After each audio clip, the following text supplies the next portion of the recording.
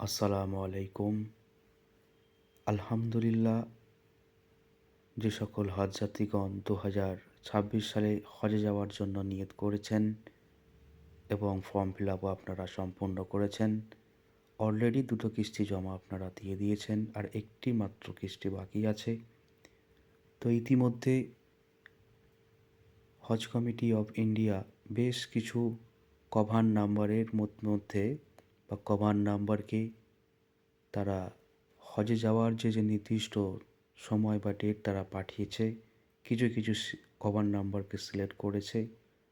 তো আপনারা সেই কভার ডিটেলস কিভাবে দেখবেন বা কোন তারিখে আপনাদের ফ্লাইটের ডেট রয়েছে বা কবে আপনাদের যাওয়ার ডেট রয়েছে বা আপনাদের আদেও ডেট দিয়েছে কি না, সেটি দেখার জন্য প্রথমেই আপনাদের যেতে হবে সার্চে। সেখানে আপনারা সার্চ করবেন হজ কমিটি অফ ইন্ডিয়া লিখে।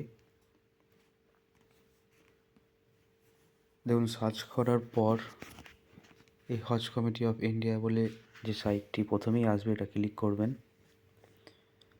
এবং এই যে দেখছেন এনকোয়ারি, তার নিচে দেখুন ইওর কভার ডিটেলস বলে লেখা রয়েছে। এই যে ওইখানে ক্লিক করবেন এবং আপনার যে কভার নাম্বার, সেই কভার নাম্বারটা আপনারা এখানে বসাবেন।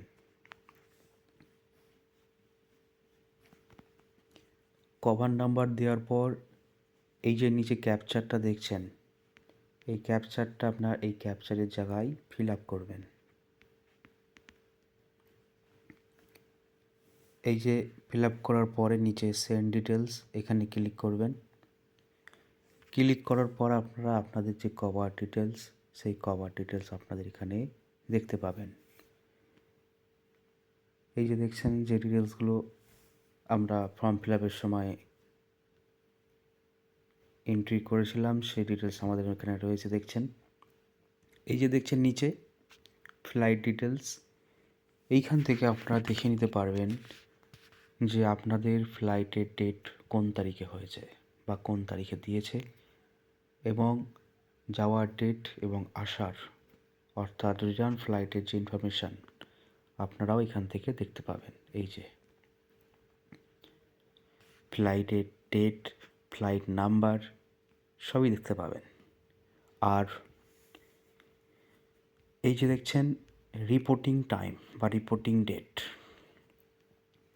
আপনার 24 তারিখে যদি ফ্লাইটের ডেট হয় তাহলে কিন্তু আপনার 1 থেকে 2 দিন আগে রিপোর্টিং হবে। তাহলে 24 তারিখে যদি যাওয়ার ডেট হয় তাহলে 22 তারিখে রিপোর্টিংয়ের টাইম এবং রিপোর্টিংয়ের ডেট প্লাস। এখানে একটা কথা বলে রাখি, যদি আপনাদের ফ্লাইটের ডেট যেদিন হবে তার 2 দিন আগে আপনাদের রিপোর্টিংয়ের টাইমের ডেট হবে, সেটা আপনারা এখান থেকেই দেখতে পাবেন। এবং সময়টা কোন টাইমে আপনাদের রিপোর্টিং হবে সেই সময়টাও আপনারা এখানে দেখতে পাবেন। এবং রিপোর্টিং প্যালেস আপনাদের কোথায় রিপোর্টিং হবে বা কোথায় যেতে হবে রিপোর্টিং করতে, সেটাও আপনারা এখান থেকে দেখতে পাবেন।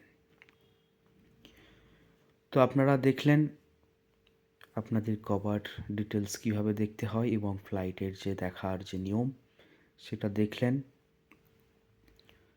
তো এরপর ইনশাল্লাহ আমরা রিপোর্টিং কিভাবে করবেন অনলাইনে এবং কী কী ডকুমেন্ট আপনাদের প্রয়োজন আছে সে সম্পর্কে আমরা পরবর্তী ভিডিওতে আলোচনা করব ইনশাল্লাহ। আজকের জন্য এতটুকুই।